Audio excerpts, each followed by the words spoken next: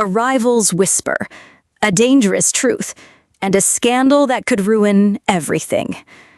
Sophia Laurent thought she could handle the rehearsal dinner like every other battle: grace, control, perfection. But when Juliette Moreau slithers back into her life with poisonous words about Ethan Cole, doubt begins to crack Sophia's certainty. And just as her guard slips, Ethan keeps showing up in ways no man ever has before: coffee, laughter, patience, but also headlines. By morning, their rooftop moment is splashed across every paper in Manhattan.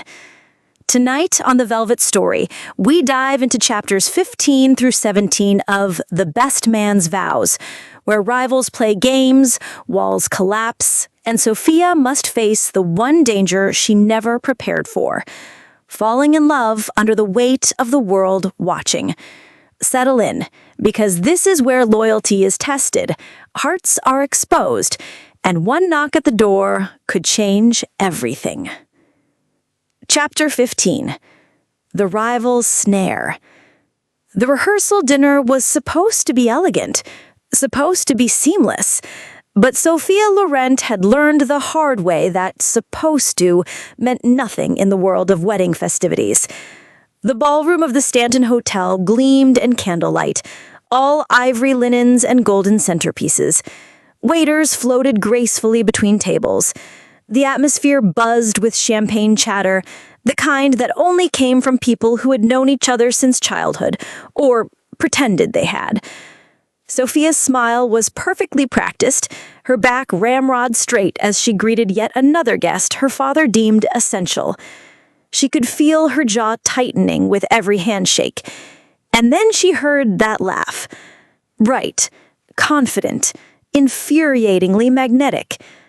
Her eyes darted across the room, and there he was, Ethan Cole, leaning against the bar as though the evening existed purely for his entertainment, glass of scotch in hand.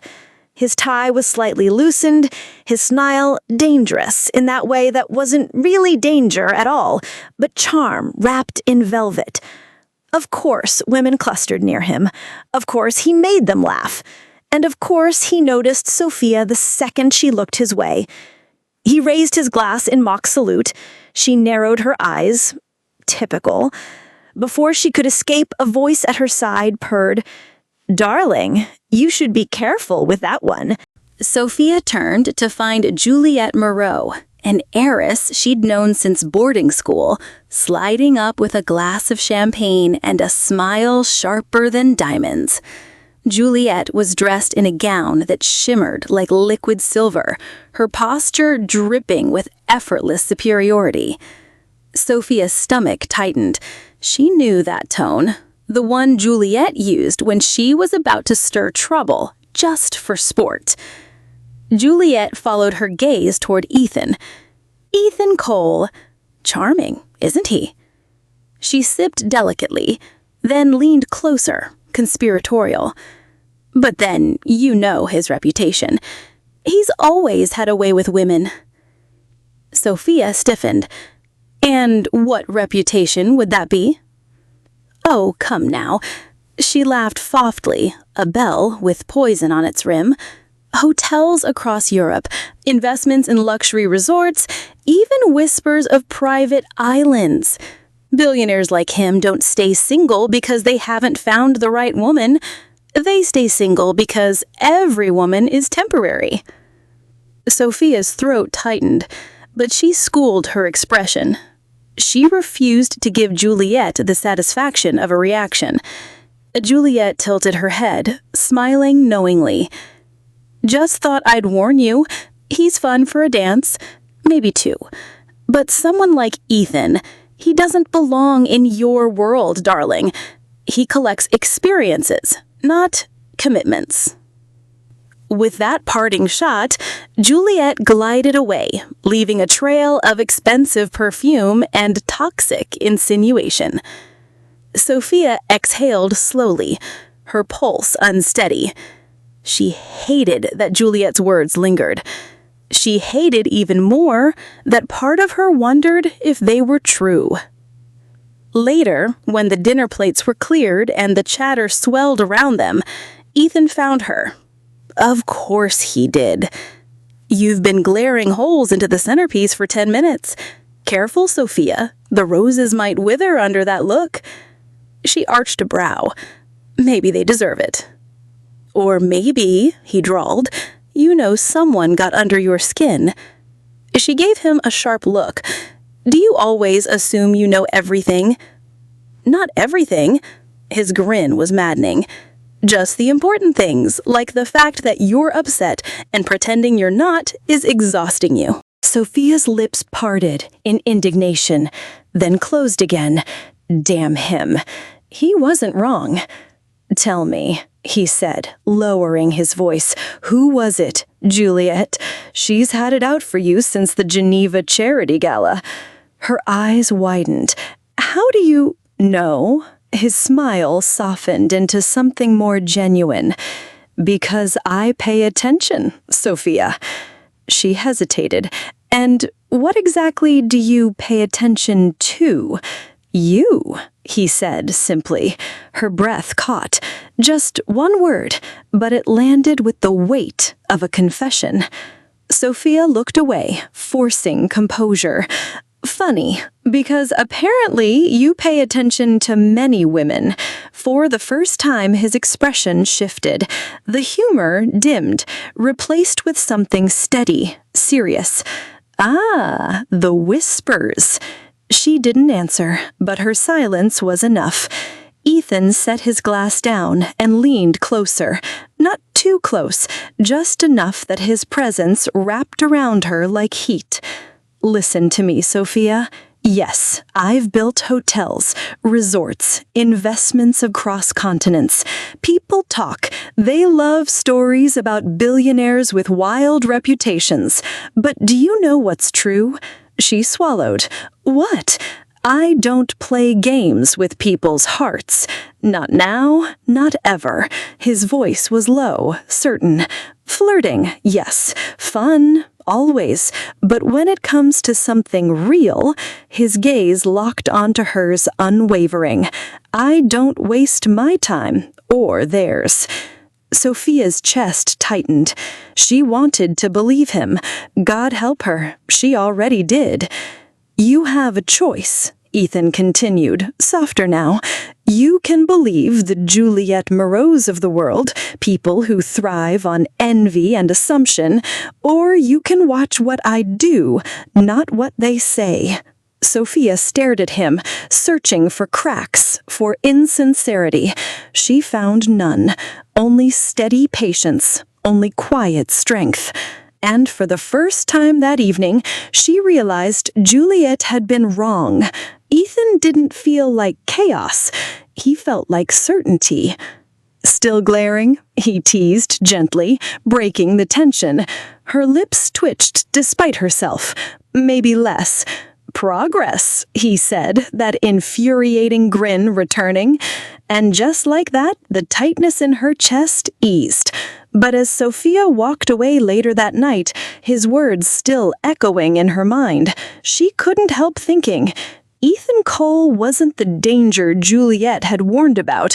He was the danger she'd never prepared for. The man who might actually be telling the truth. Chapter 16. Sophia's guard cracks.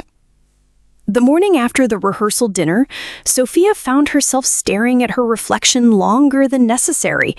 Her hair was pinned neatly, her blouse immaculate, but her eyes betrayed her. They held questions, doubts, and something else she refused to name. Juliette's poisonous words from the night before still clung like cobwebs, but so did Ethan's voice, low and steady. "Watch what I do, not what they say." She hated how much space he occupied in her head. The day's agenda was brutal. Final walkthroughs, vendor confirmations, a sudden crisis with the florist who had mistakenly ordered ivory lilies instead of calla lilies. Sophia managed it all with her usual precision, but by afternoon, her patience wore thin. It didn't help that Ethan appeared everywhere she turned. When she barked at the florist, he was there, leaning casually against the doorframe, amusement flickering in his eyes. When she managed a frazzled lunch on the go, he appeared beside her, stealing a French fry with infuriating ease. And when she snapped at her assistant for missing a minor detail, Ethan smoothly intercepted with, "Sophia, you're terrifying 3 people at once. Impressive efficiency. But maybe breathe." She hated how much she wanted to throttle him. Instead, she'd stormed off, heels clicking like gunfire. By evening, exhaustion settled into her bones. She retreated to the hotel's atrium for 5 stolen minutes of silence. The towering glass ceiling glowed faintly as the city lights bled through, and for once, she let her shoulders slump. "You're going to sprain your spine if you keep it that straight all the time," Ethan's voice came from behind. She turned, ready with a retort, but the words died on her tongue. He wasn't smirking. He wasn't teasing. He was carrying a tray with 2 cups of coffee and, of all things, a small plate of macarons. She blinked. "What is this?" "Peace offering," he said simply, handing her the coffee. "Double shot, no sugar, the way you like it." Her brows furrowed, though she masked it with a dry tone. "You stalk my caffeine habits. Charming." "Only yours," he said, and the smile he gave her was warm, not wicked. Sophia accepted the cup reluctantly. She took a sip and nearly groaned. It was perfect. Damn him. "And the macarons?" she asked, gesturing. "Because yesterday, when your assistant offered you one, you said you didn't have time, but your eyes lingered on the tray longer than you realized." Her lips parted. "You'd noticed that?" "Of course I did." He leaned casually against the railing. "Sophia, you're the most disciplined woman I've ever met, but even generals need dessert sometimes." The laugh burst out of her before she could stop it. Short, surprised, real. Ethan's answering smile wasn't triumphant this time. It was soft, quiet, almost reverent. For a while, they sat in the atrium, sipping coffee, trading half-serious quips. It was easy. Easier than Sophia ever remembered feeling with someone outside her family. And then her phone buzzed. One glance at the screen told her everything. Her father. Sophia's hand froze over the device, her jaw tightening. Ethan noticed. "You don't have to answer." She hesitated. "It's not that simple." "Why not?" "Because he'll say I'm overstepping, that I shouldn't be here personally, that I'm wasting time on trivialities instead of handling acquisitions." Ethan studied her for a long moment. Then, with surprising gentleness, he reached over and turned her phone face down on the table. "Then let him wait," he said. Her eyes snapped to his. "You don't understand." "I do," Ethan cut in, voice calm but firm. "I understand what it's like to have people expect you to be a machine, to forget you're human. But here's the thing, Sophia. Boundaries don't make you weaker. They make you stronger." She stared at him, breath unsteady. No one had ever said that to her, not once. "Besides," he added lightly, eyes twinkling again, "if you let him ruin your macaron moment, I'll never forgive you." Sophia laughed, but this time her throat burned with something more than amusement, something dangerously close to gratitude. For the first time in a long time, she didn't feel like a strategist, or a CEO's daughter, or a wedding planner. She just felt seen. Later, when Ethan walked her to her suite, Sophia found herself pausing at the door. "Thank you," she said softly. "For what?" His smile tilted, but his eyes searched hers. "For noticing." For a heartbeat, neither moved. The air thickened, charged. He didn't reach for her, didn't push. He only held her gaze steady as ever. Get some sleep, Sophia. The world can wait until tomorrow. And for the first time in years, she believed it could. Chapter 17. The Paparazzi Scandal. Sophia had survived crises, last-minute cancellations, venues flooded by summer storms, entire guest lists feuding over seating charts. But nothing prepared her for waking up to her phone vibrating like a hornet's nest at 6 a.m. She groaned, groping for the device. The screen glowed with dozens of alerts, texts, emails, notifications from half a dozen apps. And the headlines. Oh God, the headlines. Billionaire best man Ethan Cole's new flame. Heiress Sophia Laurent caught in midnight rooftop rendezvous. Laurent daughter mixing business with pleasure at client's wedding. Sophia's heart stopped. The pictures were everywhere, grainy but damning. Her and Ethan on the rooftop, laughing under string lights. Her wearing his jacket. Their faces close enough that imagination did the rest. Her pulse thundered. She scrolled desperately, but each article was worse than the last. Words like reckless, inappropriate, and scandalous screamed back at her. And then her father's name appeared in her call log. 6 missed calls, 1 terse voicemail. Will speak immediately. Sophia pressed the phone to her chest as if she could muffle the world out. By the time she reached the ballroom for morning prep, whispers followed her like perfume. Vendors avoid eye contact. Assistants exchanged glances. Even the bride gave her a sympathetic smile that burned more than judgment would have. And then Ethan walked in. Perfectly unbothered in a dark suit, hair tousled in that maddening way, hands in his pockets as if he were strolling into brunch instead of a brewing scandal. "Morning, sunshine," he drawled, flashing her a grin that was all heat and ease. Sophia shot him a death glare. "Do you not own a phone?" "Oh, I own several. Turn them all off." He tilted his head. "Best decision I've made all week." She blinked. "You turned them off when we're being eviscerated online? When you are spiraling, you mean?" His voice softened. "I told you, Sophia, watch what I do, not what they say." Her throat tightened. "And what exactly are you going to do about this?" She gestured wildly at the vendors, at the invisible storm raging outside the gilded walls. Instead of answering, Ethan stepped closer, lowering his voice so only she could hear. "I'm going to keep showing up, beside you, in front of them, and eventually they'll see what I already do, that there's nothing scandalous about this, about us." Her chest squeezed. He said it so simply, as if us was a given, not a fragile, dangerous maybe. But the world didn't wait for them to catch their breath. By afternoon, paparazzi had swarmed the hotel.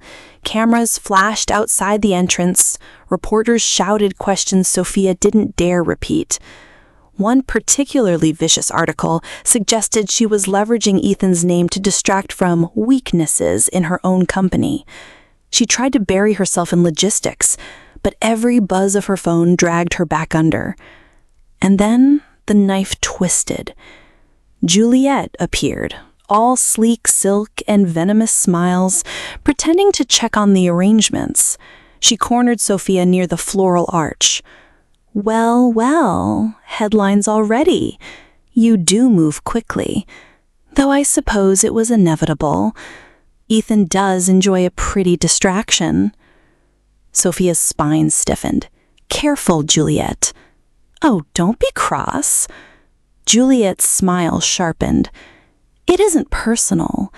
It's just Ethan never lasts. He flirts, he dazzles, but he's never serious. Surely you know that. You, of all people, can't afford to be another footnote in his scrapbook." The words landed like ice water. Even though Sophia wanted to dismiss them, they echoed too close to her father's warnings, to the headlines, to her own worst fears. Juliette leaned closer, eyes gleaming. "You should ask him, darling. Ask him how long until he grows bored." And then she swept away, leaving the scent of expensive perfume and poison in her wake. That night, Sophia stood on her balcony, staring at the city she usually loved. Tonight, the skyline looked hostile, the lights accusing. Her phone buzzed again. Another headline, another angle of her and Ethan, this one cropped to make them look like they were kissing. Her chest hurt. She hated that she cared, hated more that Juliette's words lingered. Was Ethan just playing? Was she being reckless? A knock sounded at her door. She froze. "Sophia?" Ethan's voice low through the wood. "It's me." Her heart kicked hard against her ribs. Of course it was him. Of course he came. But tonight, she didn't know whether opening that door would save her or break her. Juliette's poison, her father's warnings, the world's headlines. And yet, Ethan Cole stands at Sophia's door, asking to be let in. Is he the danger Juliette promised, or the certainty Sophia never dared to believe in? That answer lies in the chapters still to come. Subscribe now to The Velvet Story. Tap the bell so you never miss a chapter. And join me next time for The Best Man's Vows, because this love story, it's only getting more dangerous and more unforgettable.